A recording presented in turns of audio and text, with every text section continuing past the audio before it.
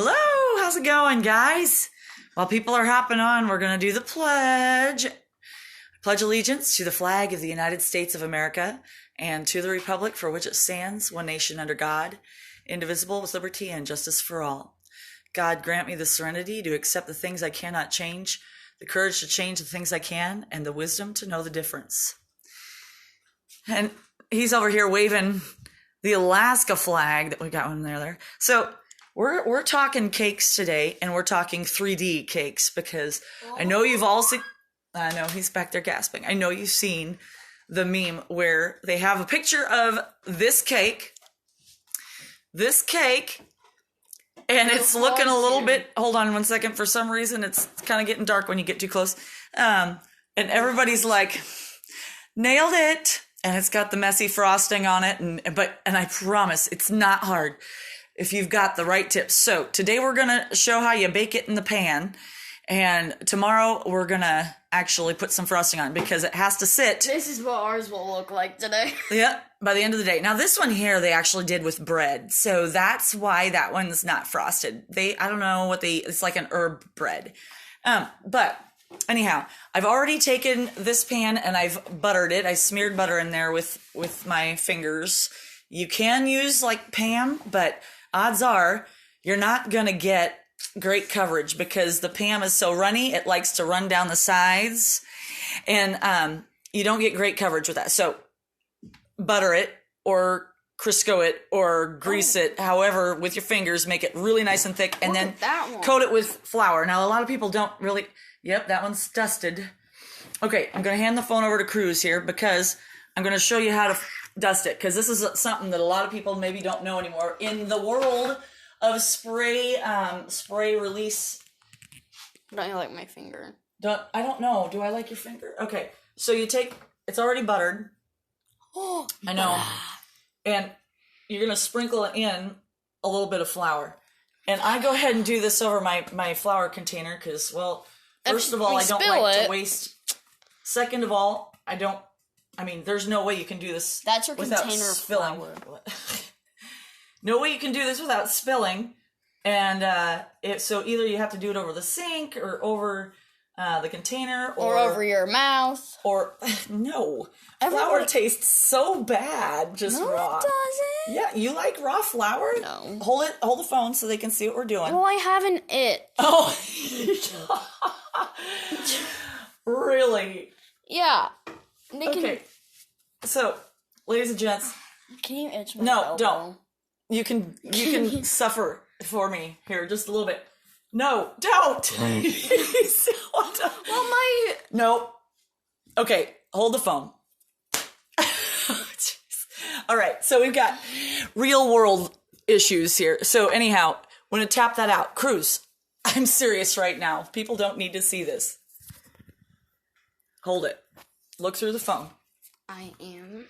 So, we've got this. You got to get it completely covered. I don't know why, but the flour adds like an extra layer of, I don't know, protection, defense for the batter so it doesn't stick in there. And you just got to make sure it's all covered. And then you can tap the excess off.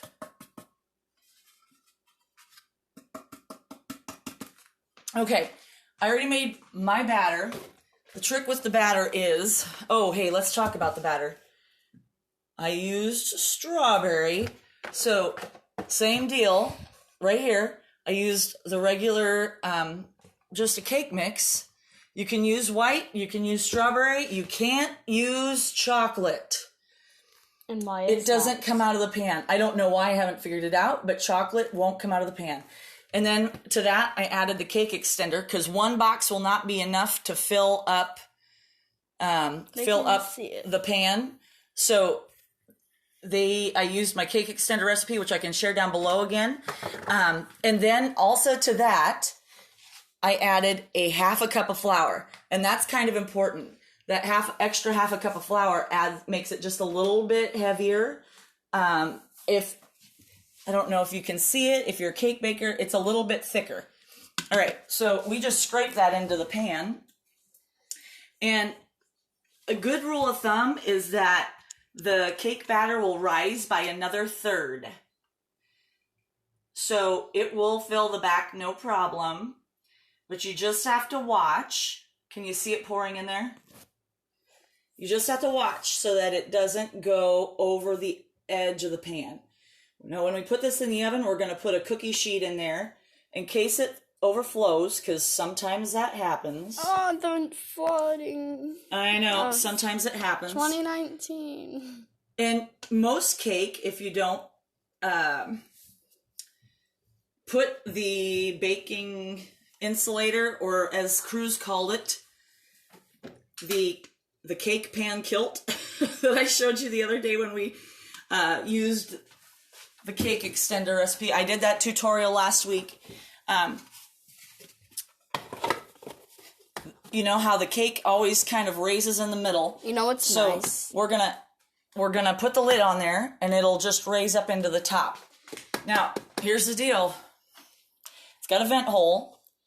Don't cover it. They need to see it. There's a vent hole here. That does two things. Somebody shot the whatever you call Nobody it. shot the lamb. All right. So that does two things. It lets steam vent out, and it also lets overflow happen if for some reason you put too much in. You might need one. And then back up the phone so that they can see what we're doing here. You need to tie it, because if this raises and it pushes out the contents, it could lift this. It doesn't snap on tight. It doesn't snap on tight, so you have to tie this down. Now, any cotton will do. Any cotton thread, any cotton, anything. You can't use any synthetic. No nylon, no like acrylic yarn, because it will melt in the oven. Oh. I know, that would be bad. Let me guess. Drippy plastic all over the oven. So, it has to be cotton. And then you go ahead and put it in here. Had that happen to me. Now, this... I thought you said you were going to put a cookie sheet under it. I'm getting there. Whew. He's really on top of things today. It's good to know he's paying attention. All right. And then here's the other thing.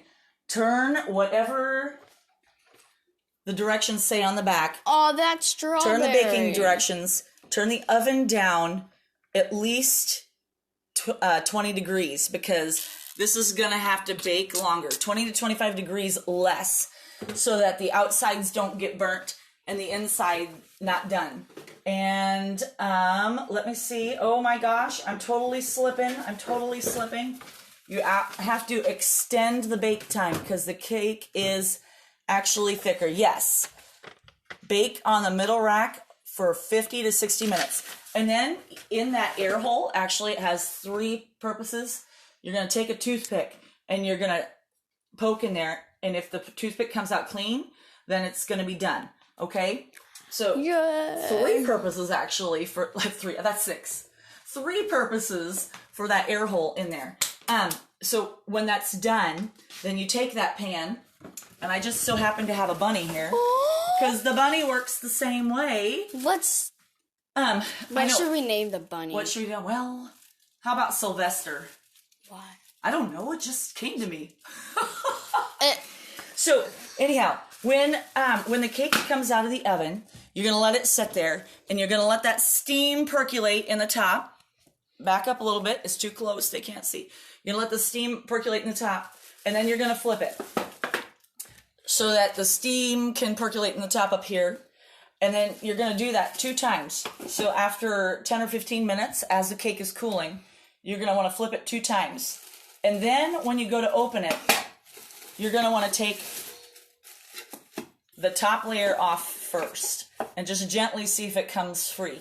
And if it doesn't, flip it one more time. I promise it'll come if you've greased it.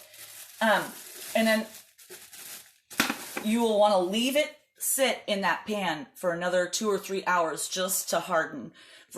Not really harden. It just solidifies the cake, and it becomes more stable to work with. Using big words. I know. You're learning stuff every day in here. Sure. And if you want, you can store it in the refrigerator overnight. That cool temperature will sometimes help. Just cover it for a little bit. But it has to set at least 3 hours before you go and try and frost it. And we'll frost it tomorrow. So I show you how that works. I promise it's not that hard. I promise it's not hard. So I showed you my rabbit cake pan. Oh, it's a rabbit. 3D. This works exactly the same as the lamb. This cake pan is designed to put ice cream in the middle. Can you see that? I know.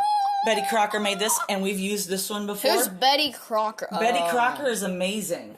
So, anyhow. This person. The same lady that made that cake. Wait, no copyright. Okay. Jeez. Okay, let's go sing our song, Cruzy Pie. Good flooring. All right, so in the interest of doing a little bit of review, probably don't need the words for this one because we've done this one last week, so we just don't want you to forget. Daisy.